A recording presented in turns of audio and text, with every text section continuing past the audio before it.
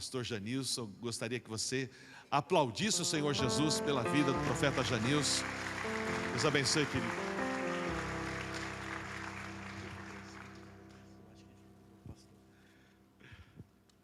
Bom dia, queridos, a paz de Jesus, amém? Glória a Deus. Motivo de muita alegria estar aqui nessa manhã. Eu amo os domingos pela manhã. Parece que de manhã tem uma coisa diferente, né? Tem uma presença de Deus que, gente, eu não sei explicar. Tem algo diferente. E nessa manhã eu tenho um recado do céu para a nossa vida. Queria que você abrisse a sua Bíblia no livro de Juízes, capítulo 6. A gente está vivendo como nação dias de muito conflitos, dias que eu não sei você, mas eu nunca imaginei viver o que nós estamos vivendo. Mas eu acredito que todo conflito da terra, ele parte primeiro de um conflito espiritual que está acontecendo nas regiões celestiais. E nesses dias a gente tem clamado mudança, temos clamado transformação, mas eu acredito que a mudança e a transformação que nós tanto desejamos, ela não começa na política, ela começa dentro de cada um de nós. E nessa manhã o Senhor vai falar conosco sobre isso, amém? Juízes capítulo 6, vou pedir o pessoal para colocar o tema aqui da ministração, da mensagem, amém? Aleluia. Porém os filhos de Israel fizeram o que parecia mal aos olhos do Senhor. E o Senhor os deu nas mãos dos medianitas por 7 anos. E prevalecendo a mão dos medianitas sobre Israel, fizeram os filhos de Israel para si, por causa dos medianitas, as covas que estão nos montes e nas cavernas e nas fortificações. Porque sucedia que, semeando Israel, subiam os medianitas e os amalequitas, e também os do Oriente contra eles subiam, e punham-se contra eles em campo, e destruíam as novidades da terra, até chegarem a Gaza, e não deixavam mantimento em Israel, nem ovelhas, nem bois, nem jumentos, porque subiam com seus gados e tendas, vinham como gafanhotos em tanta multidão, que não se podia contar. Nem a eles, nem os seus camelos entraram na terra para destruir. Assim Israel empobreceu muito pela presença dos medianitas. Então os filhos de Israel clamaram ao Senhor. E sucedeu que, clamando os filhos de Israel ao Senhor, por causa dos medianitas, enviou o Senhor um profeta aos filhos de Israel, que lhes disse: assim diz o Senhor, Deus de Israel: do Egito eu vos fiz subir, e vos tirei da casa da servidão, e vos livrei das mãos dos egípcios, e na mão de todos quanto vos oprimiam, e vos expeli de diante de vós, e a vós dei a sua terra. E vos disse: eu sou o Senhor, vosso Deus. Não temais aos deuses dos amorreus, em cuja terra habitais, mas não destes ouvido à minha voz. Então o anjo do Senhor veio e assentou-se debaixo do carvalho que está em Ofra, que pertencia a Joás, a Bierita, e Gideão, seu filho, estava malhando trigo no lagar para salvar-se dos medianitas. Então o anjo do Senhor lhe apareceu e lhe disse: o Senhor é contigo, varão valoroso. Mas Gideão lhe respondeu: ai, meu Senhor, se o Senhor é conosco, por que tudo isso nos sobreveio? E o que é feito de todas as suas maravilhas, que os nossos pais contaram, dizendo: não nos fez o Senhor subir do Egito? Porém agora o Senhor nos desamparou e nos deu na mão dos medianitas. Então o Senhor olhou para ele e disse: vai nessa tua força e livrarás a Israel das mãos dos medianitas. Porventura não te enviei eu? E ele lhe disse: ai, meu Senhor, como eu livrarei Israel? Eis que a minha família é a mais pobre em Manassés, e eu o menor na casa do meu pai.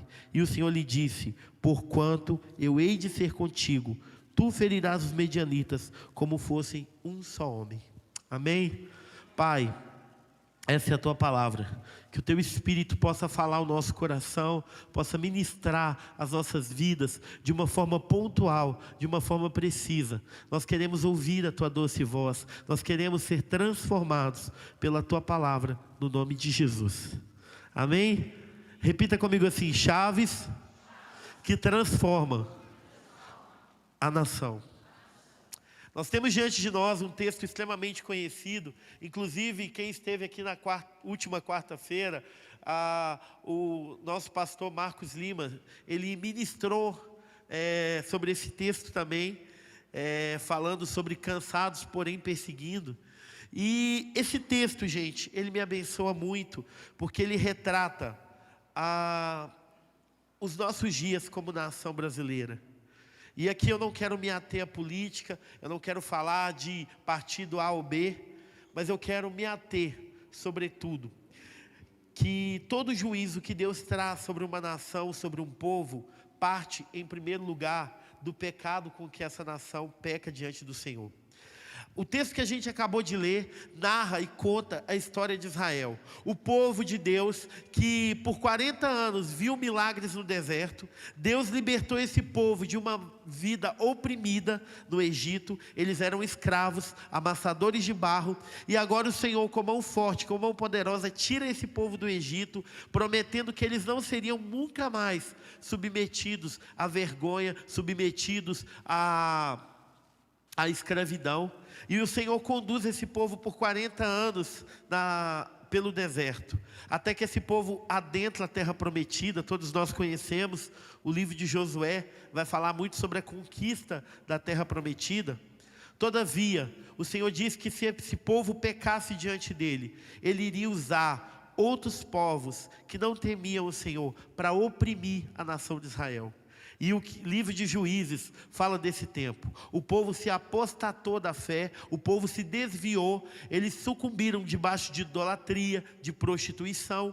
E por causa disso, todas as vezes que o povo pecava, Deus usava inimigos, sabe, para oprimir esse povo, para que esse povo se voltasse para o Senhor.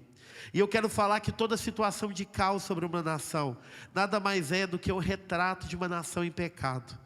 Se hoje nós estamos vivendo como nação brasileira, né, um colapso na economia, na política ou em estamos, né, debaixo de uma ameaça de um partido que não teme o Senhor entrar novamente, nada mais é do que o juízo que Deus tem estabelecido.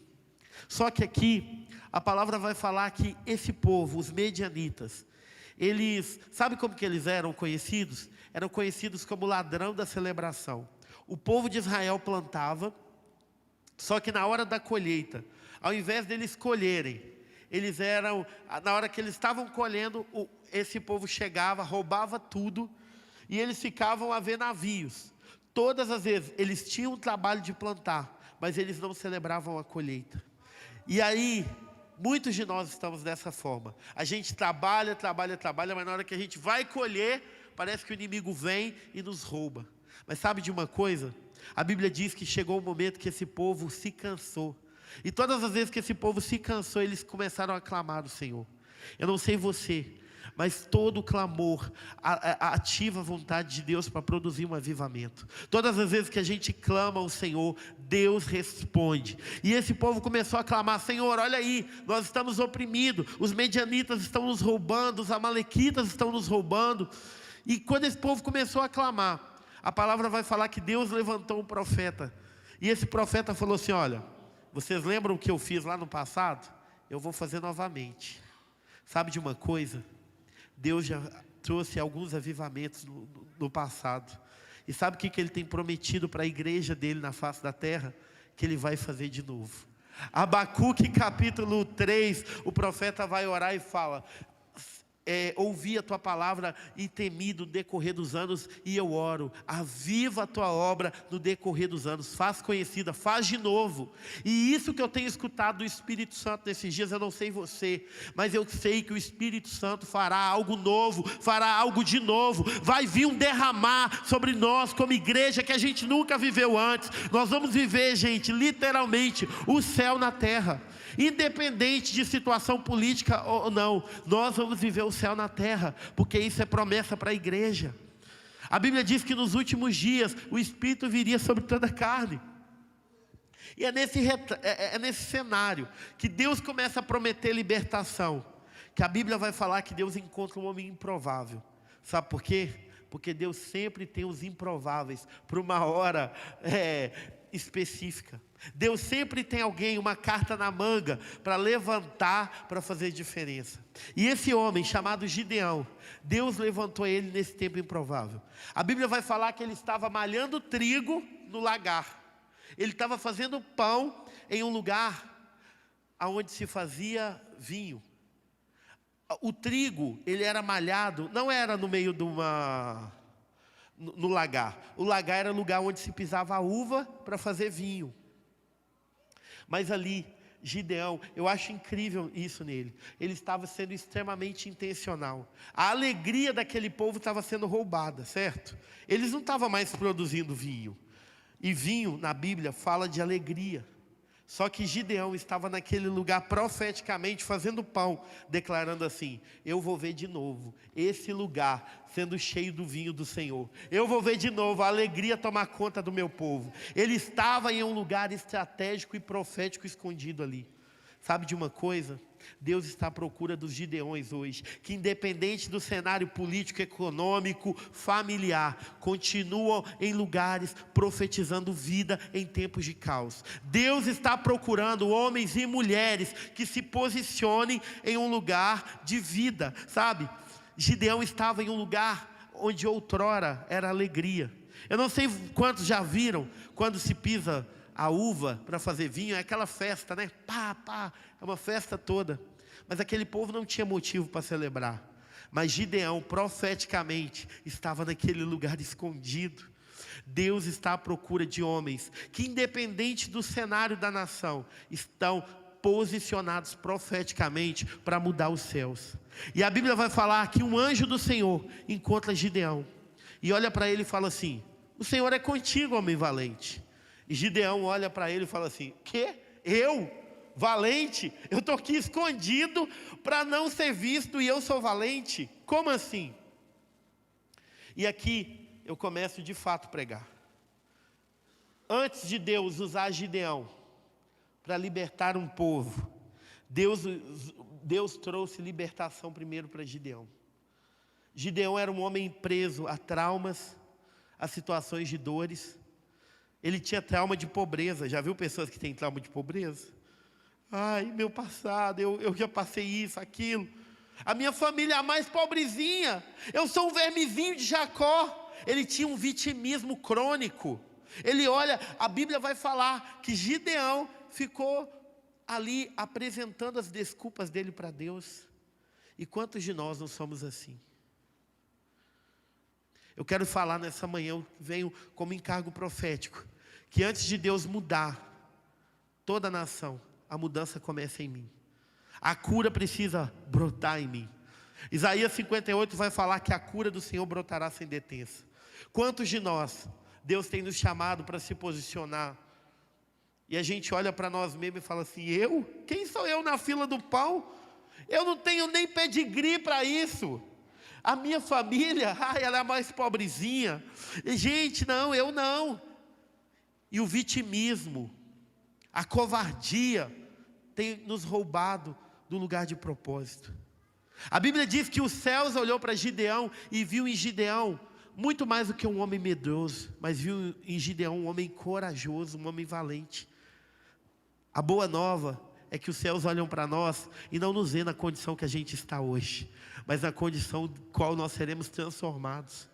Deus não olha para você e olha os seus pecados. Deus olha para você e vê um homem e uma mulher santa. Talvez hoje você se olhe e fale assim: eu sou tão pequeno, eu sou tão incapaz. Eu não. Deus pode chamar outro. Eu não. Eu sou tímido, eu sou tímida. Quantas desculpas a gente dá para o Senhor? Gideão falou assim para Deus: eu não tenho influência nenhuma. O meu Instagram nem é verificado. Eu não tenho nenhuma conta verificada no Instagram. E quantos de nós somos assim? A gente olha para o aqui e para o agora, pensando que Deus escolhe no aqui e no agora.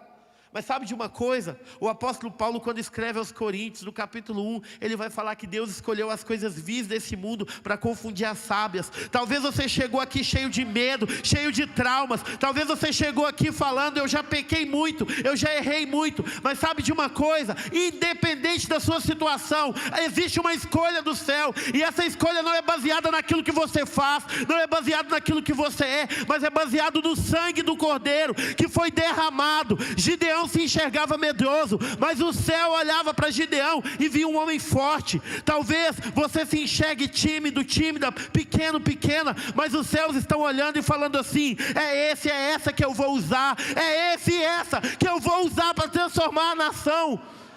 Sabe de uma coisa? Chegou a hora do céu sacudir e liberar sobre a sua vida uma unção e uma graça nova. Não é sobre ser verificado no Instagram, não é sobre ter muitos seguidores, mas é sobre ter a bondade e a misericórdia te seguindo todos os dias. É sobre fechar a porta do seu quarto e ainda ouvir os céus. Nós estamos muito presos aqui ou agora. Há alguns dias o Senhor tem me chamado para se posicionar, e eu falo: Deus, eu não tenho nenhuma conta verificada, eu não tenho nem isso nem aquilo. E o Senhor falou assim: você tem a influência do céu. Sabe de uma coisa? Nós não vamos conduzir pessoas pela influência da terra, mas a influência dos céus. Deus está à procura de homens e mulheres que carregam um som do céu dentro de si, que carregam uma palavra pontual para os nossos dias, uma palavra de transformação. Gente, a minha esposa sabe disso. Eu sou bem assim, eu procuro ser. A Bíblia diz que a morte e a vida estão no poder da língua. E um dia eu peguei um Uber, e o Uber começou a maldizer o Brasil. Começou a falar: você viu a situação que está o Brasil?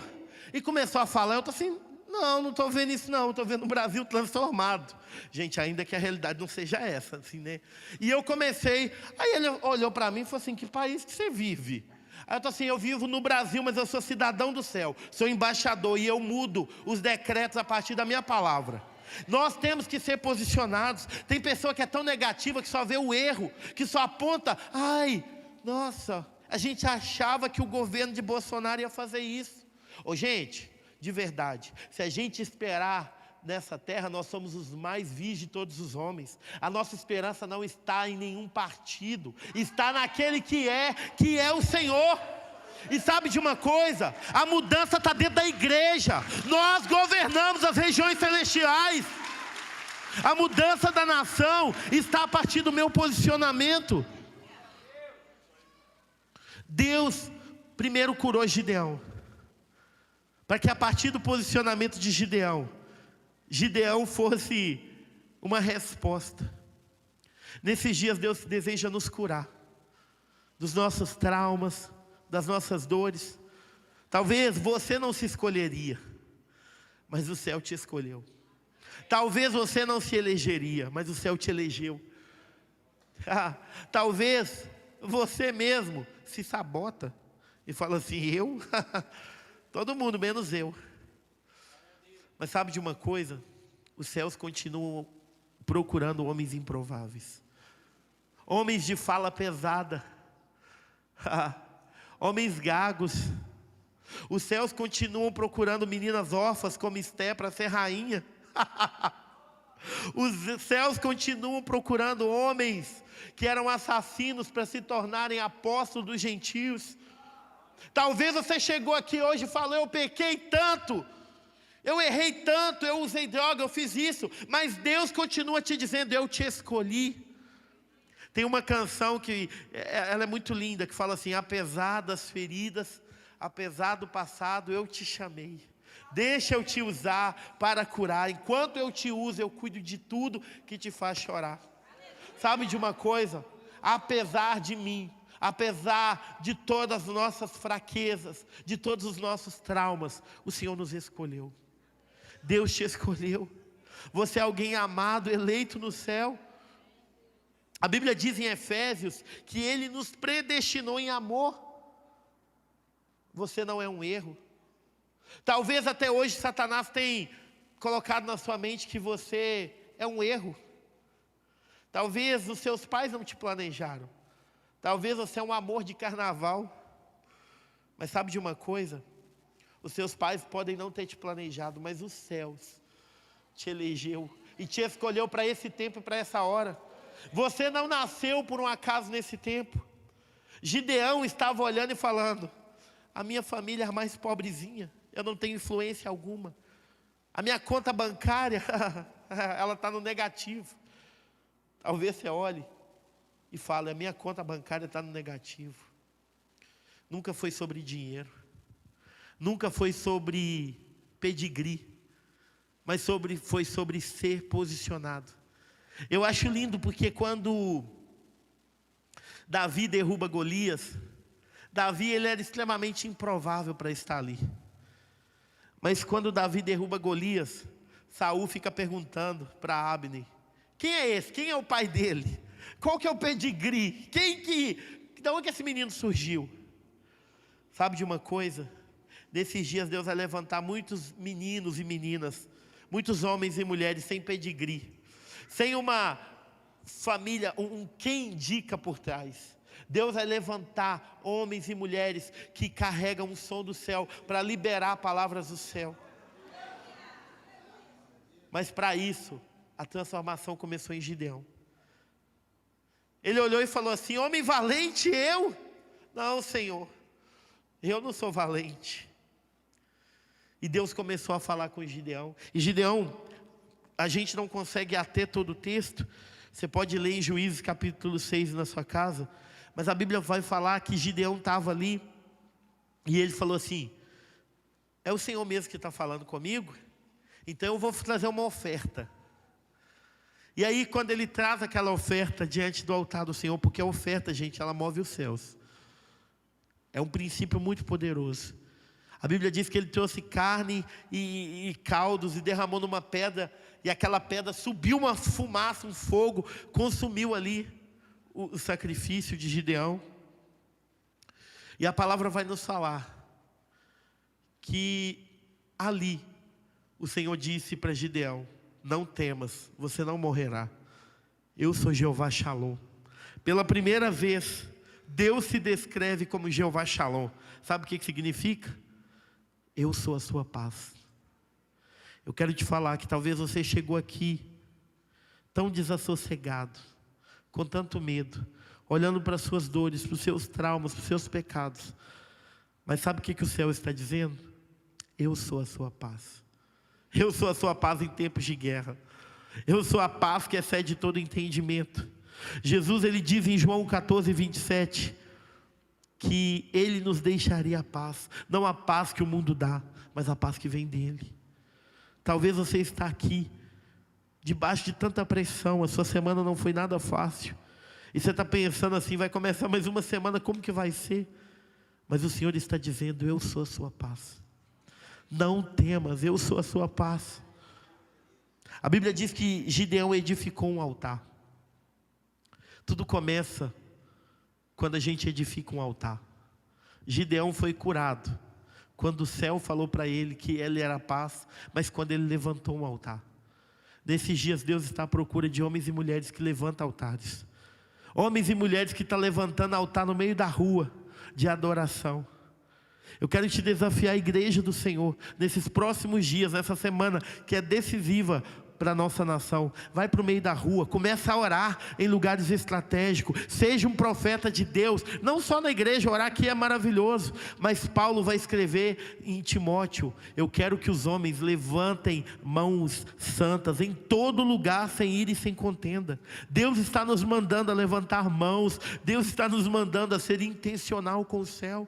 Começa a edificar altares, começa a buscar o favor de Deus.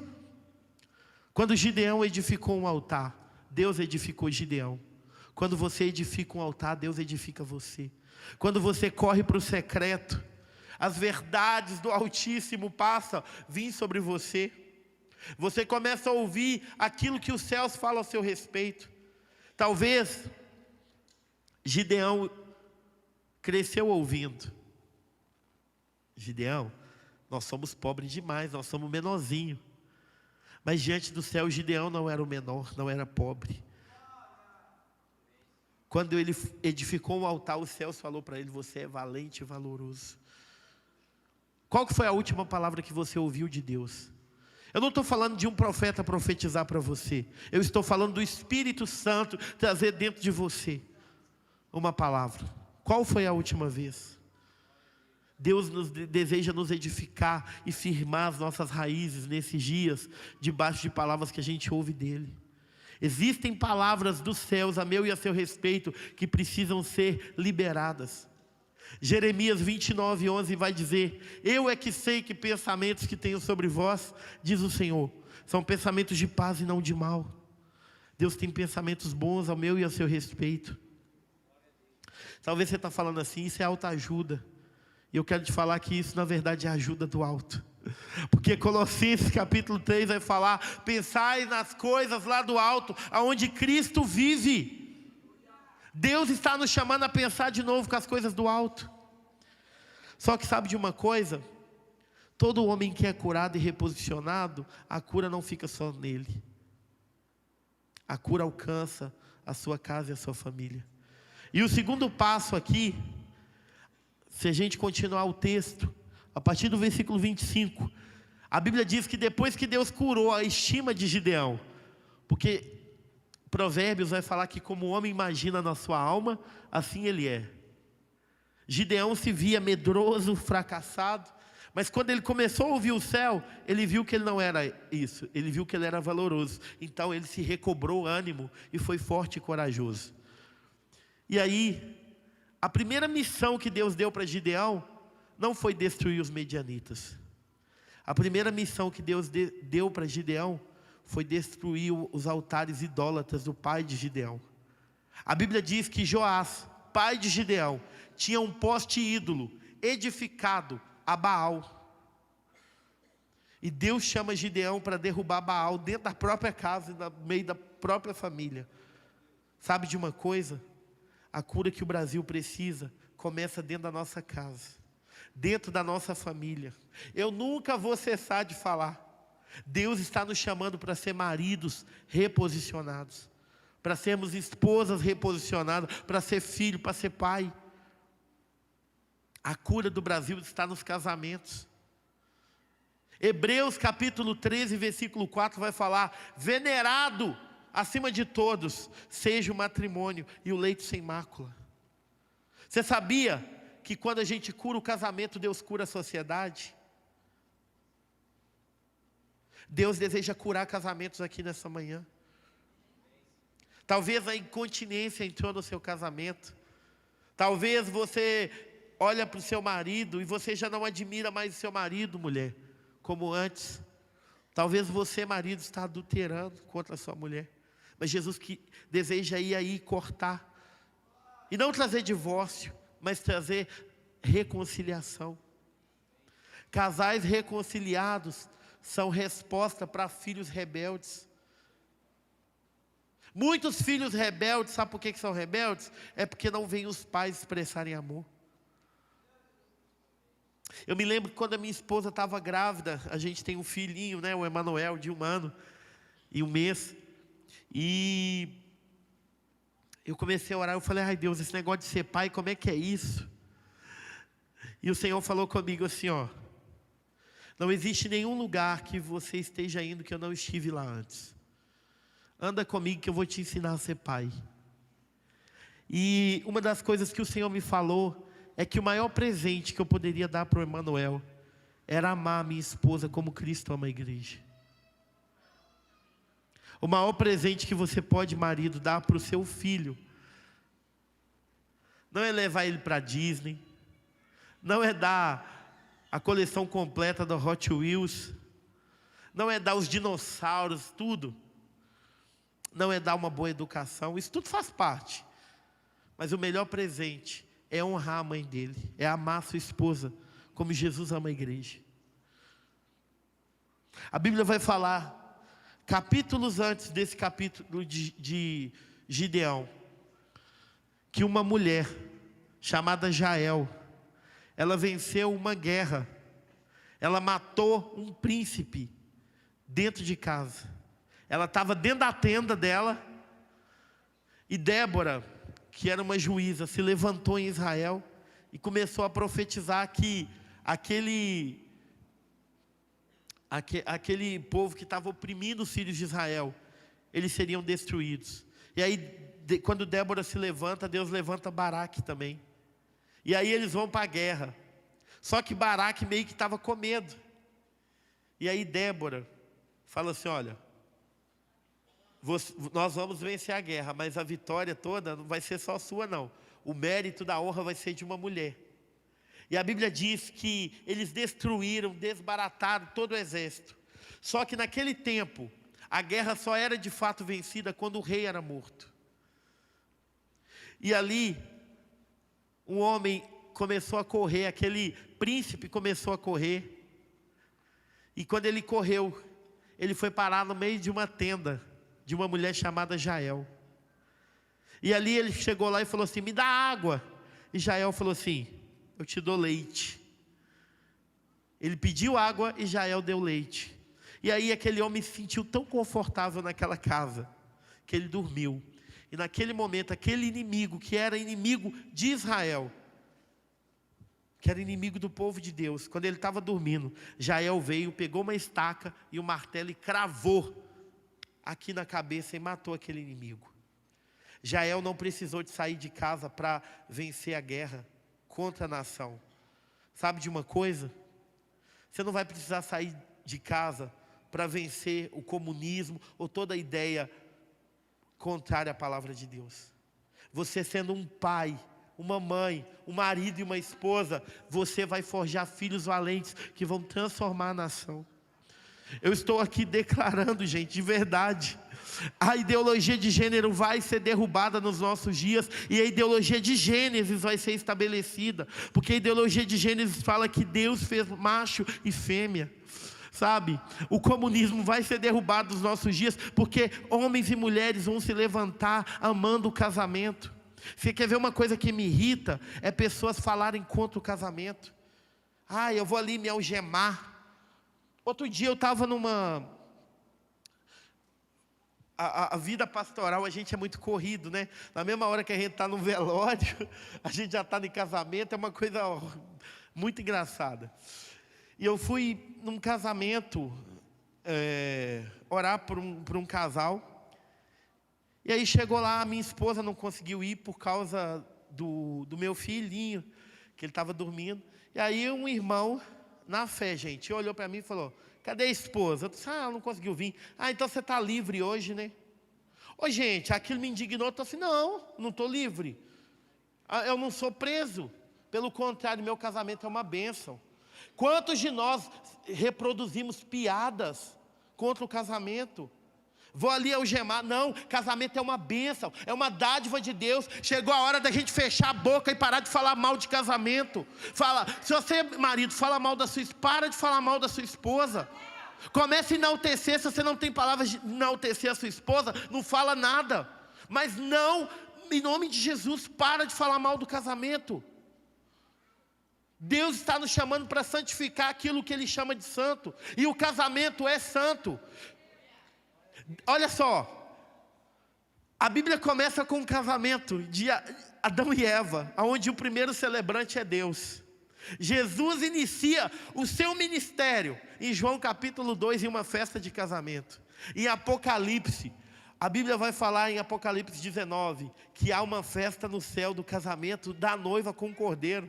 Se casamento não fosse importante, não teria no princípio, no meio e no final da Bíblia. Casamento é santo. Se você chegou aqui falando: eu vou largar meu casamento, Deus está falando: santifica o seu casamento e eu transformo a nação. Reposiciona o seu casamento, que eu vou reposicionar a nação. Por um Brasil sem divórcio, por um Brasil santificado, onde maridos amam a esposa e a esposa, em resposta ao seu marido, também se submete, e filhos são santificados. Chegou a hora da gente voltar para a mesa. Você sabia que o maior altar de uma família é a mesa? Quantos de nós estamos assim, Outro dia eu estava atendendo um casal. Gente, um conversa com um de um lado do quarto, o outro no WhatsApp. O que é isso? A que ponto nós chegamos? O diabo sabe o que Satanás tem feito? Ele tem induzido muitos jovens a praticarem sexo fora da aliança do casamento, que é tido como o pecado da fornicação. E aí esses jovens se casam porque querem consertar a vida. E aí eles consertam a vida. Só que dentro do casamento, esses mesmos jovens que outrora viviam uma vida de promiscuidade, agora que eles podem cultuar o Senhor, porque sexo dentro do casamento é um culto a Deus, sabe o que eles fazem? Se abstêm um do outro. Não praticam sexo. E isso é pecado. A Bíblia diz lá em Coríntios capítulo 7, que o homem que priva a sua esposa e a mulher que priva o seu marido está em pecado. Deus santificou Gideão para que Gideão derrubasse o altar idólatra da família dele. Deus está nos santificando nessa manhã para que a gente quebre padrões comportamentais dentro da nossa casa, para que a gente quebre altares de idolatria, altares de feitiçaria, porque rebelião é feitiçaria. A gente condena muito falando, Florianópolis é a ilha da magia. Mas a gente se esquece que a Bíblia diz que rebelião é feitiçaria. Todas as vezes que eu sou rebelde à palavra de Deus, eu estou sendo feiticeiro. Eu estou sendo contrário à vontade de Deus. E Tiago 4,17 vai falar, o homem que sabe que tem que fazer o bem e não faz, nisso está pecando. Nessa noite, nessa manhã aliás, nessa noite também, nesse dia, o Senhor quer ouvir de nós um clamor por arrependimento, um clamor por transformação. Senhor, nos reposiciona. Senhor, cura a nossa casa, cura a nossa família. Senhor, nos liberta. Nós queremos mais a Tua presença. Deus quer que a gente volte para a mesa. Faça da mesa um lugar de honra. Esse projeto que Deus falou ao coração do pastor Marcos, meu Deus, que maravilha, partindo o pão. Sabe o que é isso? É um regresso da igreja ao lugar que a gente nunca tinha que ter que sair. Partir o pão nada mais é do que comunhão, do que voltar à essência. Família é tão importante para Deus que quando veio o dilúvio, Deus chamou um homem, uma mulher, 3 filhos e 3 noras. Chegou a hora da gente sacudir o Brasil a partir de nossa família posicionada. Neemias capítulo 3 vai falar da reconstrução dos muros. E outro dia eu estava meditando, e eu acho incrível, porque os sacerdotes, quando eles começam a reconstruir os muros, cada um reconstrói o muro, a parte do muro de frente para a sua casa. Sabe o que isso significa? Que se eu fazer a minha parte dentro do meu murinho, se cada um de nós que somos sacerdotes do Senhor aqui hoje, começarmos a construir os muros do Brasil, dentro da nossa casa, nos posicionando no lugar que Deus nos deu de jurisdição, sendo marido, esposa, sendo pai, mãe, nós seremos completamente transformados. Nós vamos conseguir reconstruir todo o muro. Cada sacerdote não ficou preocupado com o muro do vizinho, mas ele fez a sua parte reconstruindo o muro. Conta-se uma história que um pai, ele deu um quebra-cabeça para o filho com o mapa do Brasil. E quando ele deu aquele quebra-cabeça, ele falou assim, ele partiu todo o quebra-cabeça, cheio daqueles estados, né? O mapa do Brasil é bem desenhado. E ele falou assim, filho, estou aqui desfazendo esse quebra-cabeça, e se você marcou no cronômetro, dentro de 3 horas, conseguir juntar essas peças, o pai vai te dar um prêmio. Meia hora depois, o pai fez aquele desafio com o menino, porque ele achava impossível. Meia hora depois o menino, papai, eu consegui restaurar o quebra-cabeça. Aí ele falou assim, como assim? Não, deixa eu ir conferir. Quando chegou lá, estava o perfeito mapa do Brasil. Sul com sul, sudeste, centro-oeste, estava tudo certinho. E aí o pai olha para aquele menino e fala: como que você conseguiu tão rápido, tão ágil? Sabe o que acontece, papai? É que de trás desse mapa tinha também um homem. E aí eu sabia onde que estava a boca, onde estava o pé, onde que estava o olho, a cabeça. E aí eu reconstruí o homem.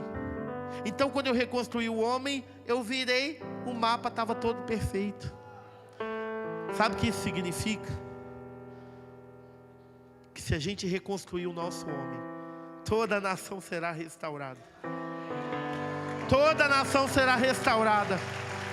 Se haver arrependimento, se haver reposicionamento, Ele virá. 2 Crônicas 7,14. Se o meu povo que se chama pelo meu nome se humilhar e orar e me buscar e se converter dos maus caminhos, eu ouvirei dos céus, perdoarei os pecados e sararei a terra. Deus deseja sarar o Brasil. E sabe como que Deus vai sarar o Brasil? Através de homens e mulheres que se reposicionam, que derrubam altares idólatras. Gideão, o nome dele ficou conhecido como Jerubaal, aquele que derruba o altar de Baal. Deus está te chamando para derrubar altares que a sua família edificou. Talvez na sua família a história é o seguinte: todo mundo se separa, todo mundo se divorcia. Mas a sua vida não vai ser assim. Eu tenho um casamento santo. Eu amo a minha esposa como Jesus ama a igreja. Ela me ama. Os meus filhos são filhos que são promessa e herança do Senhor.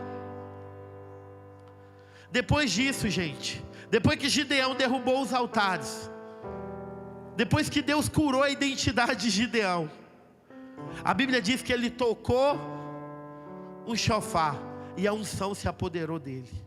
Eu quero te falar que quando a gente reposiciona a nossa vida, a unção se apodera de nós.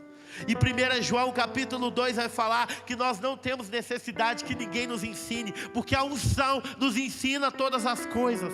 A unção nos ensina todas as coisas. E nesses dias uma unção vai vir sobre nós, nos ensinando todas as coisas, nos ensinando a ser um homem e uma mulher segundo o coração de Deus, a ser um pai, a ser uma mãe, a ser um marido, uma esposa segundo a vontade de Deus. Deus esses dias vai vir sobre nós. E sabe de uma coisa? Gideão não precisou de ser verificado no Instagram. Gideão não precisou de uma grande influência, mas através dele e de 300 homens que se posicionaram, Deus venceu um exército medianita. Sabe de uma coisa? Através de cada um de nós que estamos aqui, a nação brasileira será santificada. Florianópolis não mais será conhecida como Ilha da Magia, mas Ilha do Avivamento, ilha de famílias restauradas, de homens posicionados, de mulheres saradas, porque eu e você vamos dar uma resposta aos céus nessa manhã. Deus nesses dias quer vir sobre nós com cura e com restauração. Eu não sei você, mas tem uma unção nesse lugar aqui hoje. Uma unção que está nos chamando a se reposicionar, a construir muros de restauração. Sabe o que o Senhor quer ouvir aqui hoje? O nosso choro, o nosso arrependimento. E a partir disso, Ele vai curar o Brasil. Amém? Repita comigo: famílias restauradas significa uma nação transformada. É isso.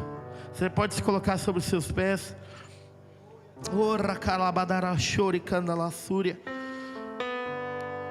Se tornar um libertador que libertou a si mesmo primeiro.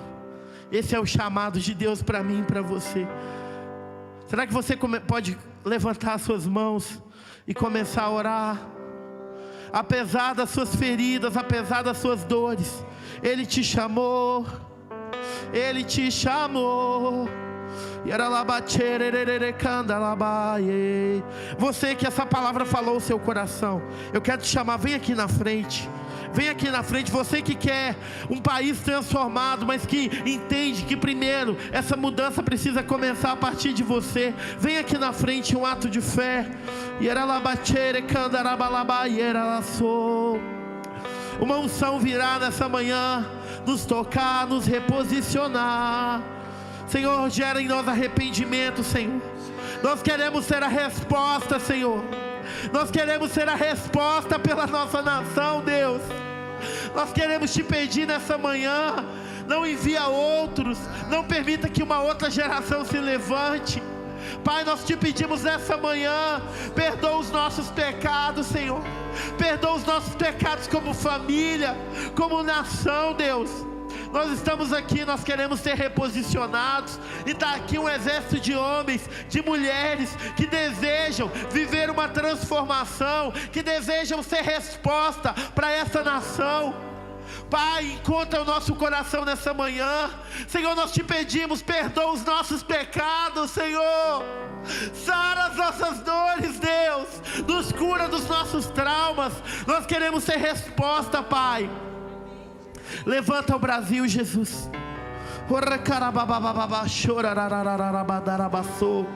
Vem com a tua glória nesse lugar, Jesus. Vem, deixa Deus te tocar nessa manhã. Não vim atrás de bênção. Será que você pode cantar essa verdade? Não deves nada para. Ore, ore, ore. Rasgue os céus, rasgue os céus, rasgue os céus, rasgue os céus. Fala para o Senhor: Jesus, eu só quero a Ti. Lá.